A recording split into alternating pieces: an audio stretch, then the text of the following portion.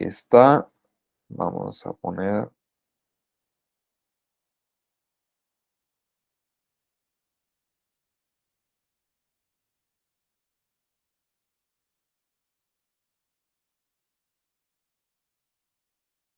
Ok.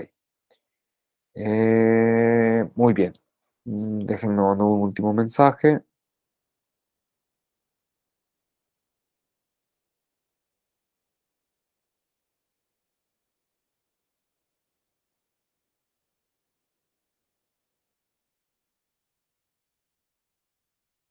Ok. Entonces, vamos a ver el capítulo 5. Decíamos que es la llamada curación de un paralítico, ¿no? Que tenía 38 años. Entonces, vamos a hacer algunos comentarios. Vamos a compartir pantalla. Aquí estamos. Aquí está. No sé si alguno de ustedes desde su Biblia pueda ayudarnos con la lectura del versículo 1 al 30, por favor. De los versículos 1 al 30, si alguno de ustedes con su Biblia nos puede ayudar con la lectura, yo voy a apagar mi micrófono y los escuchamos.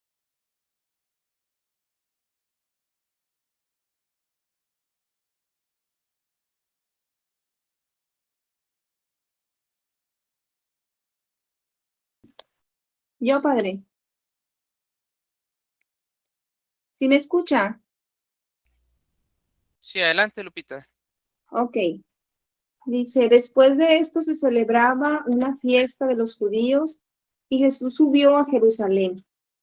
Hay en Jerusalén, junto a la puerta de las ovejas una piscina llamada en hebreo Betesda, que tiene 5 pórticos, bajo los cuales yacía una multitud de enfermos, ciegos, cojos y paralíticos. Había ahí un hombre que estaba enfermo desde hacía 38 años. Al verlo tendido y sabiendo que llevaba mucho tiempo así, Jesús le preguntó, ¿quieres sanar? El enfermo respondió, Señor, no tengo a nadie que me meta en la piscina cuando el agua se mueve. Mientras yo voy, bajan otros antes que yo. Jesús le dijo, levántate, toma tu camilla y camina. Al instante el hombre quedó sano, tomó la camilla y comenzó a caminar. Como aquel día era sábado, los judíos le decían al que había sido sanado, hoy es sábado y no te está permitido llevar tu camilla. Pero él les respondió, el hombre que me sanó me dijo, toma tu camilla y camina. Ellos le preguntaron, ¿quién es ese hombre que te dijo, toma tu camilla y camina? Pero él no lo sabía, pues Jesús había desaparecido de entre la multitud que estaba en aquel lugar. Después, Jesús lo encontró en el templo y le dijo, mira, has sido sanado, no vuelvas a pecar, para que no te suceda algo peor. Entonces el hombre fue a decirles a los judíos que era Jesús quien lo había sanado. Pero los judíos perseguían, por esto los judíos, perseguían a Jesús, pues hacía estas cosas en sábado. Jesús le respondió, mi padre trabaja siempre y yo también trabajo. Por tal motivo los judíos trataban de contrariarlo, porque no solo violaba el sábado, sino que también se hacía igual a Dios al llamarlo su propio Padre. Jesús continuó diciendo, les aseguro que el Hijo no puede hacer nada por su cuenta, sino que hace lo que ve hacer al Padre. Lo que Él hace, el Hijo también lo hace. Porque el Padre ama al Hijo y le muestra todo lo que Él hace. Y le mostrará obras más grandes todavía, que los dejarán admirados. Porque así como el Padre resucita a los muertos y les da vida, así también el Hijo da vida a los que Él quiere. Además, el Padre no juzga a nadie, sino que el poder de juzgar se lo ha dado al Hijo, para que todos honren al Hijo como honran al Padre. El que no honra al Hijo, no honra al Padre que lo envió.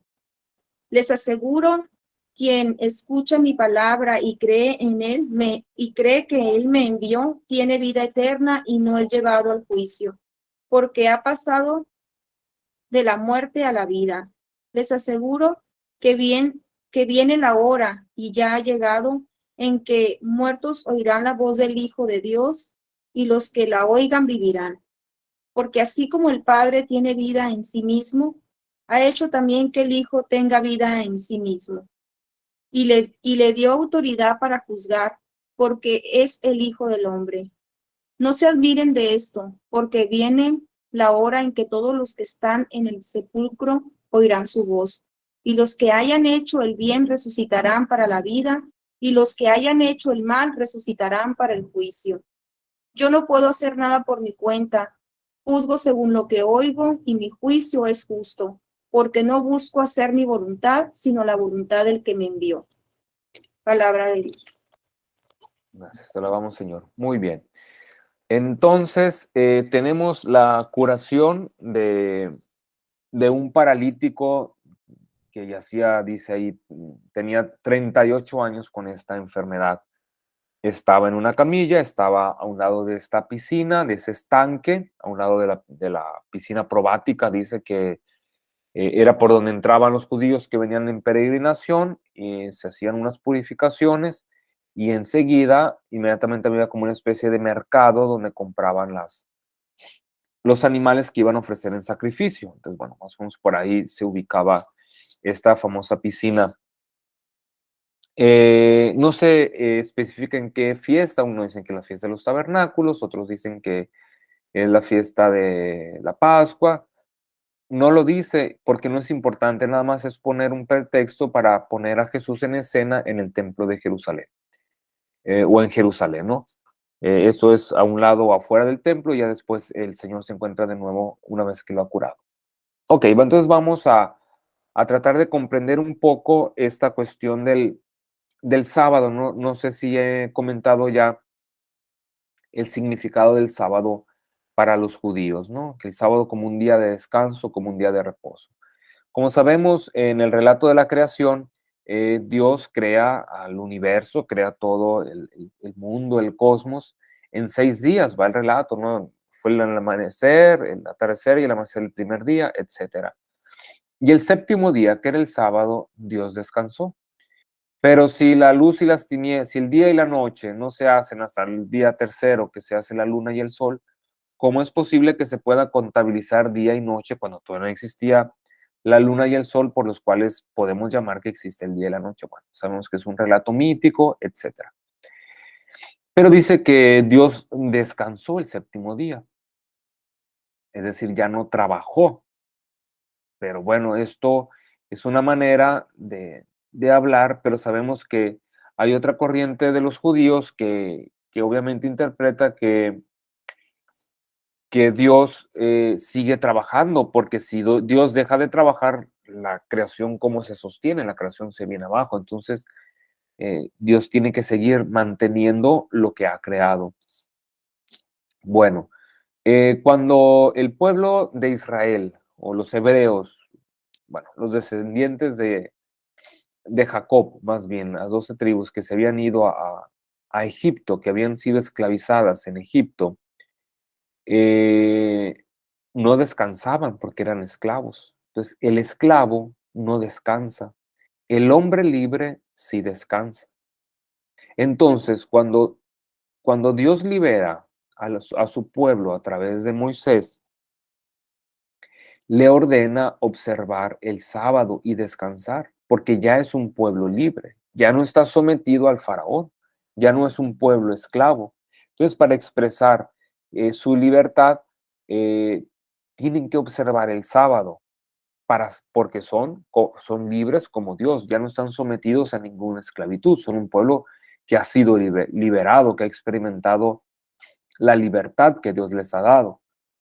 Entonces les manda observar el sábado.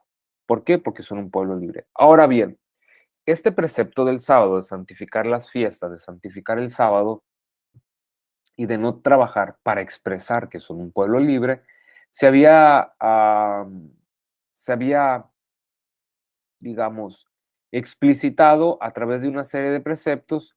Esos preceptos estaban en miras de garantizar que una persona no iba a trabajar el sábado, no iba a hacer una actividad que pudiera compararse con un trabajo, y si alguna persona lo hiciera, quiere decir que no estaba santificando el sábado, que no estaba reposando y que por lo tanto se estaba comportando como esclavo de su propio trabajo, cuando había sido liberado de la esclavitud del faraón por Dios, por medio de Moisés. Entonces, los preceptos del sábado no eran para esclavizar. Era decir, contaban los pasos, no puedes dar más de tantos pasos, no puedes hacer esto, no puedes hacer lo otro. La finalidad ¿cuál era? No era esclavizar, sino hacer, o sea, como cuáles son los criterios para decir si estoy descansando, si estoy observando el sábado, o qué estaba permitido y qué no estaba permitido. Pues ellos necesitaban una seguridad de decir, a ver, ¿qué actividades puedo hacer y cuáles no? A partir de qué actividad ya estoy rompiendo el sábado, ¿sí? Entonces, establecen una serie de preceptos. Estos preceptos se habían convertido en una carga, se habían convertido en una manera de decir, tú estás violando el sábado y yo no. Ahora bien, había gente que tenía la posibilidad de descansar y había otros que no, evidentemente, como lo es en la actualidad. En la actualidad se supone que los trabajadores descansan un día a la semana, pero no todos son así. Hay gente que los hacen trabajar en domingo para que otros descansen. En fin, y curiosamente los que hacen trabajar a otros, pues son católicos, ¿no? O sea, les obligan a trabajar y les quitan esa libertad de, de ir a la misa. Pero bueno, esa es otra cuestión. Hacen trabajar a otros para poder ellos ser libres, ¿no? Y poder tener mayor libertad todavía. Pero bueno, este hombre estaba paralítico. Jesús lo cura en sábado, ¿sí? Aquí el problema no va a ser propiamente el sábado, sino más bien la identidad de Jesús como hijo del Padre. Este va a ser el problema con los judíos. Aquí no va a ser tanto el sábado, sino cómo esta curación en sábado va a ser un pretexto para Jesús para decir que Él es hijo de Dios, ¿sí? Como que lo hace de adrede, vamos a decirlo así. Va a ser el pretexto. Bueno, este hombre tenía 38 años en con esta enfermedad. Nadie lo podía llevar para que cuando el ángel se agitara, dice el versículo 4, que es un añadido, pues quien entrara quedaba curado. Pues sonaba así como a fantasía, más a otra cosa que a fe. Pero bueno, ese no es el punto ni es el problema que nos ocupa. Aquí el punto es, este hombre por ser paralítico ni podía trabajar ni podía descansar. No podía observar el sábado. No podía porque tampoco podía trabajar. Bueno, entonces el Señor le pregunta, ¿te quieres curar? Señor, pues mira, cada vez que se agita el agua, nadie me lleva, aquí estoy solo.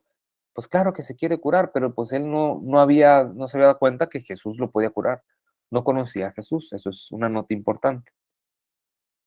Entonces le dice, yo te lo mando, levántate, toma tu camilla y anda. Jesús lo cura, ¿sí? Pregunto, ¿el paralítico hace alguna profesión de fe? ¿Qué hace el paralítico? Ni pide, no hace nada. Entonces podemos ahí apagar el micrófono para que no siga el eco. Entonces, no hay ni siquiera una profesión de fe. Ni siquiera sabe quién es Jesús. Jesús lo único que hace es, mira que una persona está sufriendo y lo cura. Jesús no mira si es sábado, si es creyente, no le pregunta, a ver, ¿crees en un solo Dios? Jesús le dice, ¿quieres ser curado? Sí, te curo. Jesús mira el sufrimiento. Mira a alguien, no mira la ley, no mira los reglamentos, sino se da cuenta que alguien sufre y lo cura. Lo cura para que pueda vivir en plenitud el sábado, la libertad que Dios le trae. Ahora bien, como sabemos en Juan, Juan no se centra tanto en el milagro, sino en el significado, en el signo, todo lo que se esconde detrás del milagro. ¿Sí? Entonces le dice, levántate, egeiro, el mismo verbo que se utiliza para la resurrección. Y este mismo verbo va a estar conectado cuando le dice, así como el Padre tiene el poder de dar vida, así también el Hijo del Hombre tiene el poder de resucitar, de dar vida. ¿Sí? Porque este signo que Jesús realiza en el paralítico y que lo levanta, Él tiene el poder de levantar, Él tiene el poder de hacer salir de los sepulcros.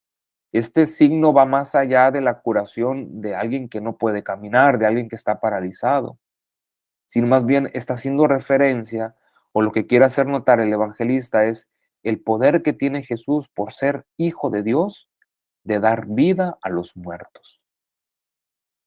Esto es lo que quiere decir. O sea, más allá del dilema o del problema del sábado, aquí es la identidad de Jesús como hijo que tiene el poder de restaurar, de resucitar, de sacar de los sepulcros. Entonces, esto no es solamente un milagro, sino hace eco, perdón, a la escatología, hace un eco al día final de la resurrección de los muertos. Cómo Jesús demuestra que tiene el poder y que lo va a hacer. ¿Sí? Entonces, el sábado, un día de precepto, los judíos se enojan.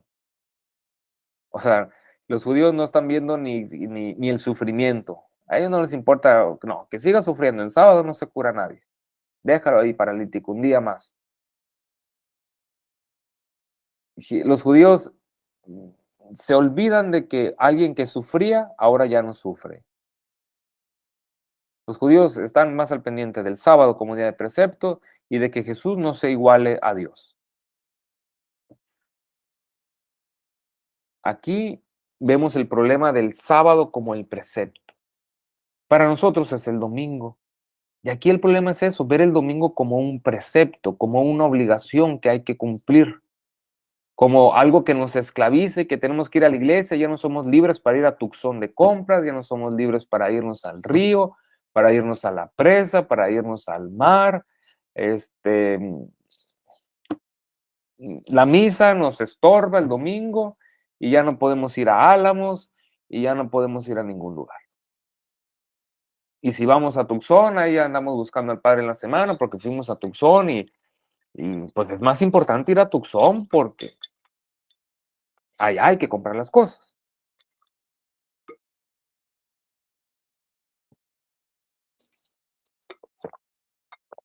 La celebración dominical para nosotros debe ser la expresión máxima de nuestra libertad.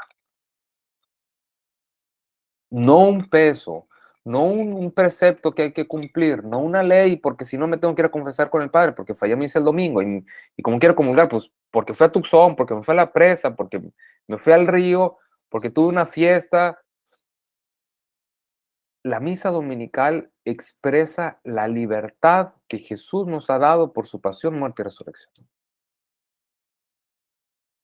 Y ya no debe ser vista como una obligación, porque tengo que ir, porque tengo que cumplir. Padre, es más, háganos una misa el sábado a las 12 mediodía para desocuparnos y poder irnos todo el fin de semana y ya no tener el pendiente de la misa dominical. Nos estorba el domingo. El domingo es un estorbo para nuestras fiestas, para nuestros paseos, para nuestras reuniones. Es un estorbo el precepto dominical.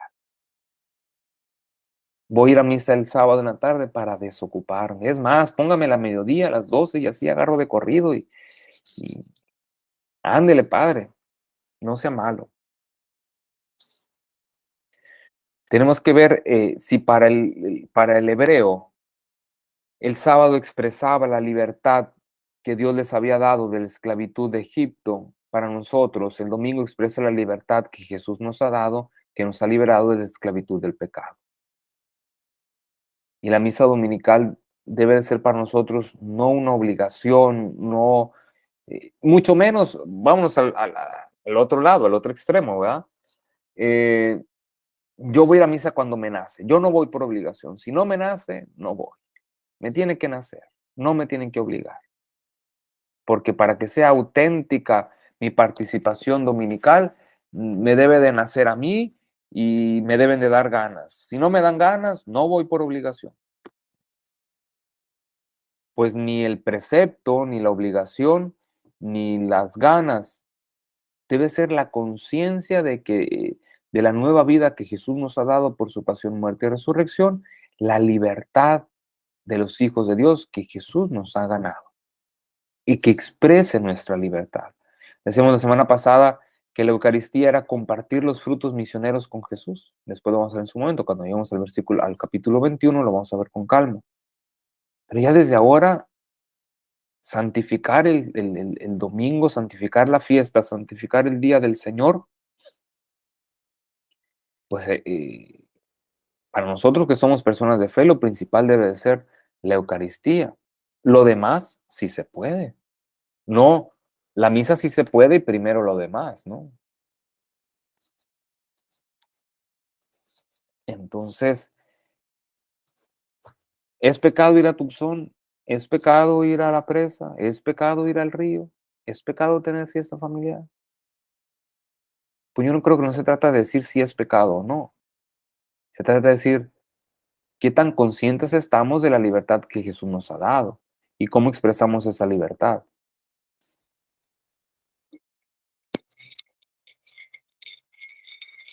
O sea, ya olvidémonos de que si es que precepto y que se obliga y que cuándo es pecado y cuándo no, que la casuística. Hay que vivirlo expresando la libertad que Dios nos ha dado.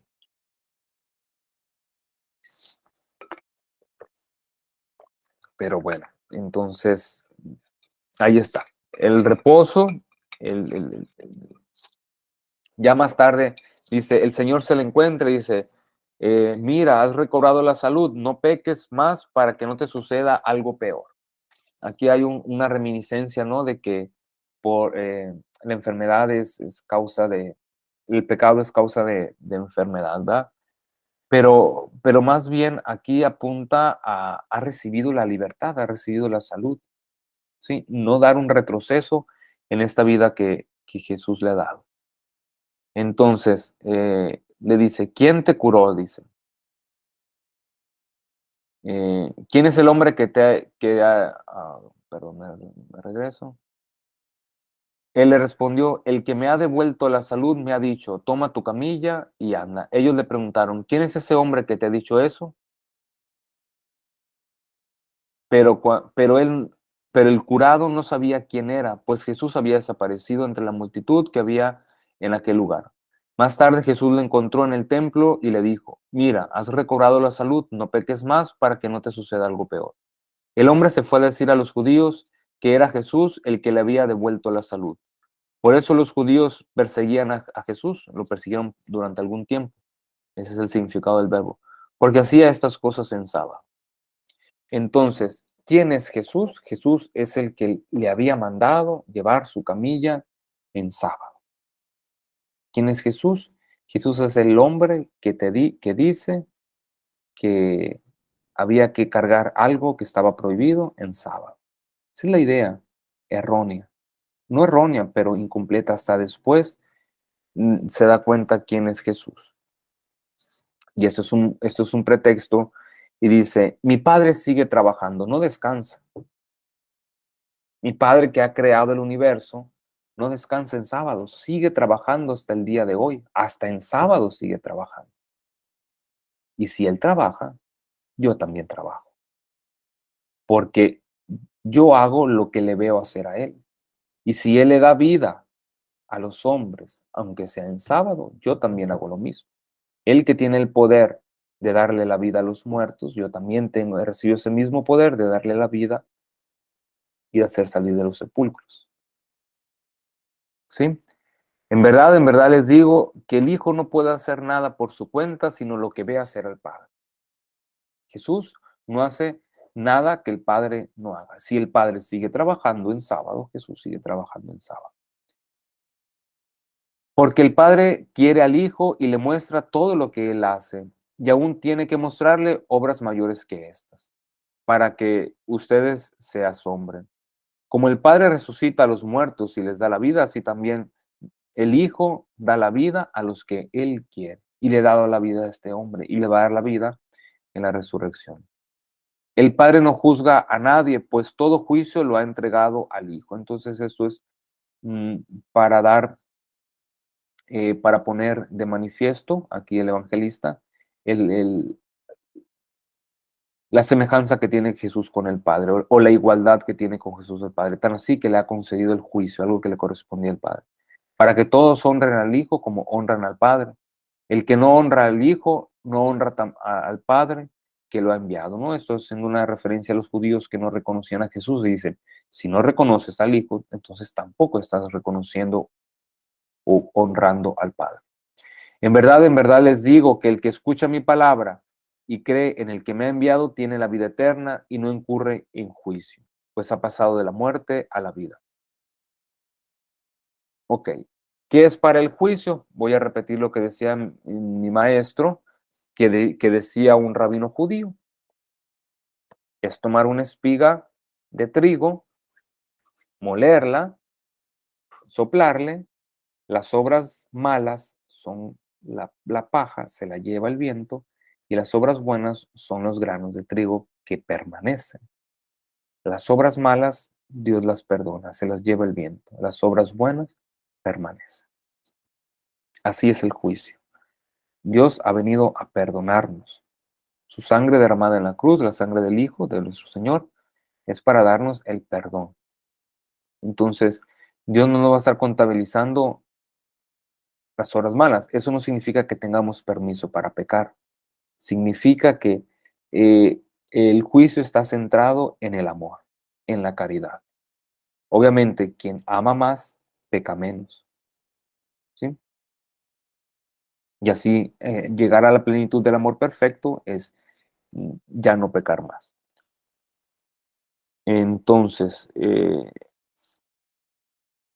ok, entonces luego sigue lo de la resurrección, el discurso sobre la resurrección.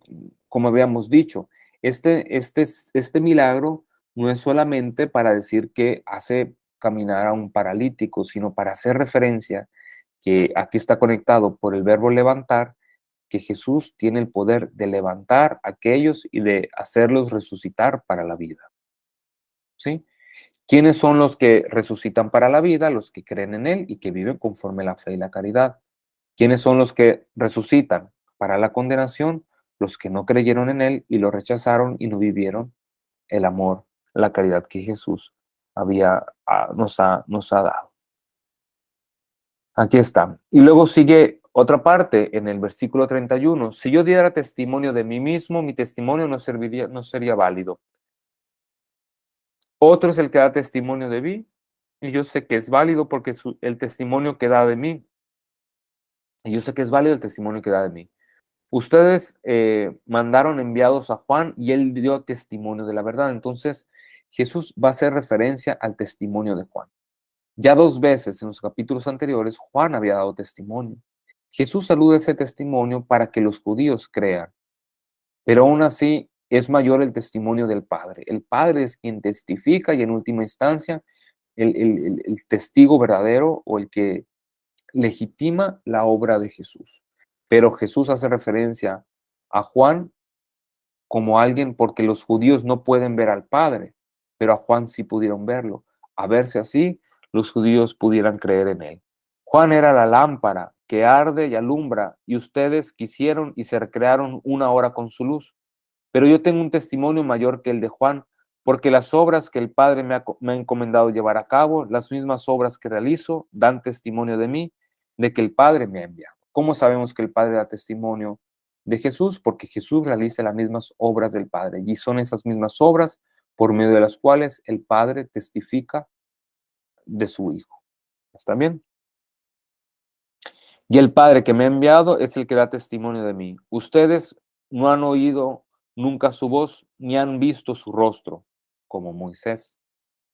ni habita su palabra en ustedes, porque no creen a quien Él ha enviado.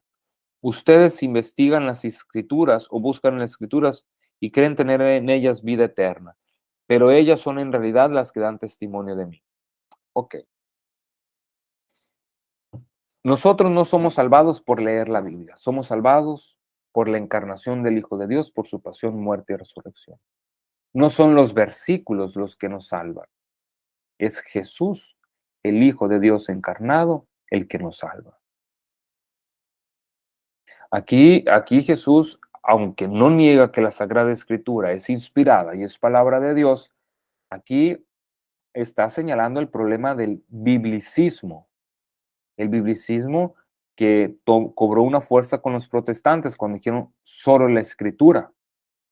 Esto es para quitarle la autoridad a la Iglesia y al Papa, para no hacerle caso a la autoridad de la Iglesia y del Papa. Y muchos creen que leyendo la Biblia es como se van a salvar. La salvación no la da un libro. El verbo, como dice el prólogo, el verbo se hizo carne. El verbo no se hizo hoja. El verbo no se hizo libro. El verbo no se hizo tinta. El verbo se hizo carne. El verbo no se hizo, la palabra no se hizo papel.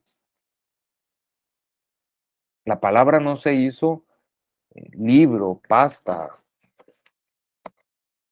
Esta materia no se hizo carne. Y es el que nos salva. Las escrituras dan testimonio de él. Pero no nos salvamos por leer por los versículos que leemos, sino por la encarnación del Hijo de Dios. Y este biblicismo ha entrado mucho en la Iglesia Católica. Mucho. Ya se imaginarán a qué movimientos me refiero, pero de todas maneras hay personas que no pertenecen a algún movimiento, pero caen en el biblicismo, ¿no? Si no lo dice la Biblia, no lo tomen en cuenta. Y dime dónde, y tienes que demostrármelo con la Biblia. Entonces, el biblicismo, que es la exageración que se le da a la fundamentación. Y a nosotros no nos salva, como repito, los versículos, sino nos salva la encarnación del Hijo de Dios. Muy bien, entonces, como cerré, aquí tengo que buscar de nuevo. Y ya para terminar. Entonces, ustedes no quieren venir a mí para tener vida. Yo no recibo la gloria de los hombres. No recibo la gloria de los hombres, pero los conozco y no tienen ustedes el amor de Dios. Yo he venido en nombre de mi Padre, pero no me reciben. Si otro viene en su propio nombre, a ese sí lo reciben. ¿A quién se refiere? Algún judío por ahí. ¿Cómo pueden creer ustedes que aceptan gloria unos de los otros y no buscan la gloria que viene de Dios? ¿Sí? Nosotros no podemos, como dice el prefacio, aumentar la gloria de Dios. Es Dios el que ha venido a compartir su gloria con nosotros. Nosotros no podemos glorificarnos ni glorificar a Dios, sino más bien en un acto de humildad por la encarnación, ¿sí? Dios ha venido y ha querido compartir su gloria con cada uno de nosotros. La gloria, recibimos la gloria de Dios cuando creemos en el Hijo de Dios. No piensen que soy yo quien los acusará delante del Padre. Su acusador es Moisés, en quien ustedes depositan su esperanza. Porque si creyeran a Moisés, me creerían también a mí, porque él escribió sobre mí. Pero si no creen en sus escritos, ¿cómo van a creer en mis palabras? Jesús no está criticando el estudio del Antiguo Testamento, sino el prejuicio que tenían los judíos de no creerle a Jesús. Porque estudiando las Sagradas Escrituras, en este caso el Antiguo Testamento, tarde que temprano nos conducirá a Jesús. No será una tarea sencilla, pero no es el estudio de la Torah en sí misma lo que es malo, sino el prejuicio de decir, de no creerle a Jesús. Esto dirigiéndose a los judíos. Entonces, en general, esta disputa del sábado era como un pretexto para ir más allá del día del precepto y de hablar de la igualdad que Jesús tiene con el Padre. Una igualdad, pero no una identificación. Jesús también se distingue con el Padre cuando dice, el Padre es mayor que yo, porque lo ha enviado. Eso para distinguirlo, pero en este caso para decir que es igual al Padre. ¿Sí? Por eso habla de que Jesús hace las mismas obras del Padre, entonces se está igualando al Padre. ¿Cómo distinguir al Padre del Hijo? Cuando dice el Padre es mayor que yo, ahí hay una distinción. Pero en este capítulo se está centrando en la igualdad que Jesús tiene con el Padre y ese es el reproche de los judíos, que quiebra el sábado, quebranta el sábado y se iguala al Padre. Pero al igualarse al Padre nos revela todo este poder que el Padre le ha dado, el poder de seguir creando y de no solo crear, sino de salvar. Jesús sigue actuando igual que el Padre y su obra es de salvación.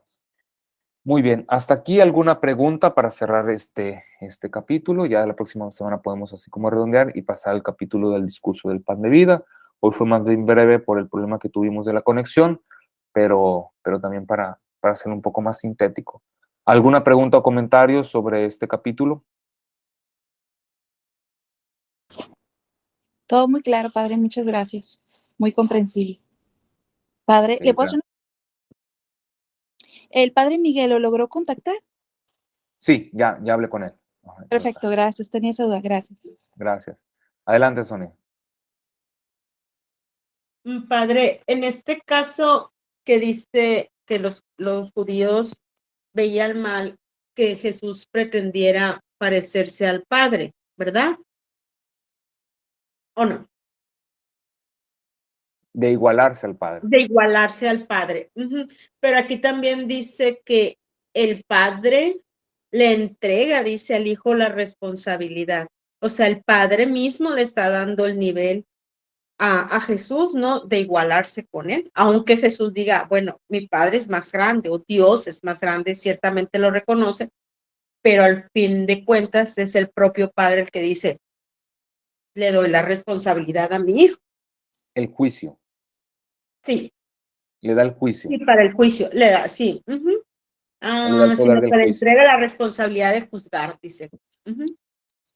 Bueno, Sí. más bien hay que quedarnos con la palabra juicio, ¿no? Porque el juicio le toca a Dios. Entonces, Okay. ahí, con eso expresa que Jesús tiene el mismo rango del Padre. Entonces, Ajá. este capítulo se va a centrar en que Jesús es igual al Padre. En otro se va a centrar en Jesús que se distingue del Padre, para no caer en una confusión. Un solo Dios, tres personas. Okay. Muy bien. Muy bien, gracias. Gracias, Sonia. ¿Alguien más? ¿Alguna pregunta o comentario?